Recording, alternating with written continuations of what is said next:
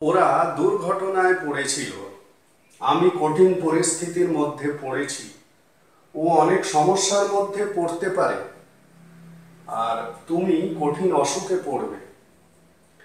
এখানে যে সেন্টেন্সগুলো লিখেছি খুবই প্র্যাকটিক্যাল সেন্টেন্স, প্রতিদিনের কথায় ব্যবহার হওয়া এই ধরনের বাক্যগুলো এখন দেখাবো কিভাবে তোমরা ইংলিশে বলবে।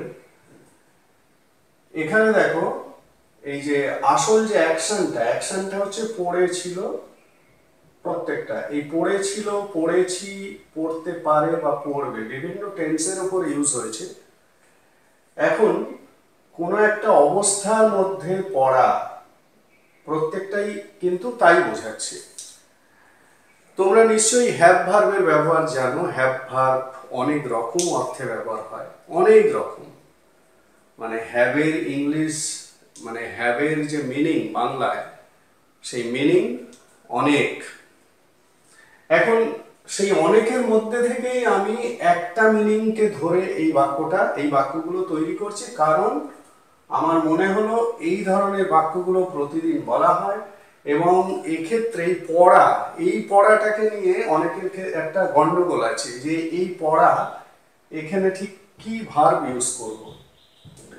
তো এই পড়ার জন্য কি ভার্ব ইউজ করব? এখানে হ্যাভ ভার্ব ইউজ করব, হ্যাভ বা হ্যাজ। এখন হ্যাভের অনেক মিনিং আছে, আমি আগেই বলেছি, এখানে বলে শেষ করা যাবে না। তাহলে এখানে পড়া অর্থে আমি কি ইউজ করব? হ্যাভ। এবারে হ্যাভটাকে বিভিন্ন টেন্সের ওপর কিন্তু ইউজ করছি। পড়েছিল মানে হ্যাড হয়ে যাবে, পড়েছি প্রেজেন্ট পারফেক্ট, হ্যাভ হ্যাড। পড়তে পারে মে হ্যাভ, পড়বে উইল হ্যাভ। বোঝা গেল? আশা করি এই অবধি বুঝে নিয়েছো। বাকিগুলো কিছুই না। তাহলে ওরা দুর্ঘটনার মধ্যে পড়েছিল, তাহলে ওরা হচ্ছে সাবজেক্ট, দে। পড়েছিল কি বলেছি? Had. They had an accident. They had an accident. ওরা দুর্ঘটনার মধ্যে পড়েছিল।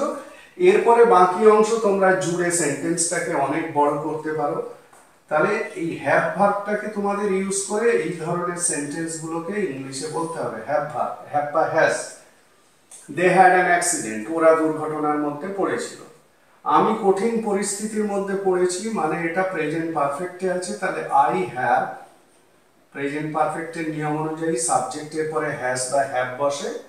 তারপরে পড়া ইংলিশ কি বলেছি? হ্যাভ। তাহলে আই হ্যাভ, হ্যাভের ভিত্তি হচ্ছে হ্যাড।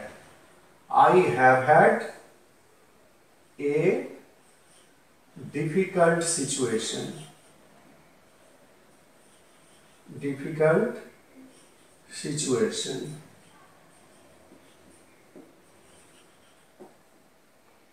ঠিক আছে, I have had a difficult situation. আমি কঠিন পরিস্থিতির মধ্যে পড়েছি। ও অনেক সমস্যার মধ্যে পড়তে পারে, মানে হি যেহেতু একটা সম্ভাবনা, তাহলে he may have a lot of problem. ও অনেক সমস্যার মধ্যে পড়তে পারে। ঠিক আছে, he may have a lot of problem. পরেরটা, তুমি কঠিন অসুখে পড়বে। সাবজেক্টকে তুমি, ইউ, পড়বে মানে ইউ উইল হ্যাভ কঠিন অসুখ, এ সিরিয়াস ইলনেস। ঠিক আছে, you will have a serious illness, তুমি কঠিন অসুখে পড়বে। এখানে আমি হ্যাভ ভার্বের একটা ব্যবহার নিয়ে দেখালাম এবং এই ব্যবহারটা নিয়ে আমার মনে হয় অনেকের মধ্যে একটু সমস্যা থাকলেও থাকতে পারে, যে পড়া, এই যে অসুখে পড়া, সমস্যায় পড়া, দুর্ঘটনায় পড়া, কোনো একটা পরিস্থিতির মধ্যে পড়া। এই পড়া মানে অ্যাকচুয়ালি সম্মুখীন হওয়া, পড়া মানে সম্মুখীন হওয়া।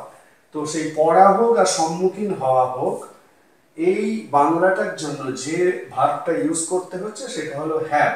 অল্টারনেটিভ তোমরা অন্যভাবেও বলতে পারো সেন্টেন্সটাকে, কিন্তু এই হ্যাভ এটা খুব বেশি ব্যবহার হয় স্পোকেনের ক্ষেত্রে। তো সেই কারণেই আমি হ্যাভ ভার্ব দিয়ে এটাকে দেখালাম। তাহলে তোমরাও এই ধরনের বাক্যগুলোকে হ্যাভ ভার্ব ব্যবহার করে ইংলিশে ঠিক এইভাবে বলবে।